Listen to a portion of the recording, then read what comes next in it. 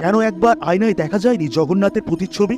আজও পুরীতে জগন্নাথ মন্দিরে জগন্নাথ দেবকে ভোগ অর্পণ করার সময় সেখানে পুরোহিত হাতের তালুর মধ্যে জল রাখেন, আর সেই জলের মধ্যে প্রভু জগন্নাথের প্রতিচ্ছবি দেখে ওনারা বুঝতে পারেন যে প্রভু জগন্নাথ ভোগ স্বীকার করেছেন। কিন্তু 1890 সালে একবার জন্মাষ্টমীর দিনে ভোগ নিবেদনের সময় জগন্নাথ দেবের প্রতিচ্ছবি দেখা যায় না।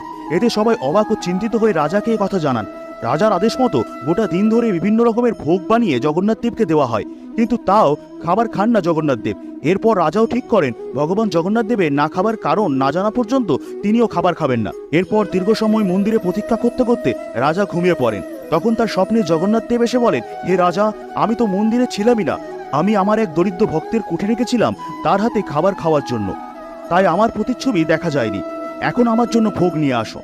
এরপর রাজা পুনরায় ভোগ অর্পণ করলে ভগবান জগন্নাথের প্রতিচ্ছবি স্পষ্টভাবে দেখতে পান। সবাই ভিডিওটি মন থেকে লাইক করে কমেন্টে লিখুন জয় জগন্নাথ।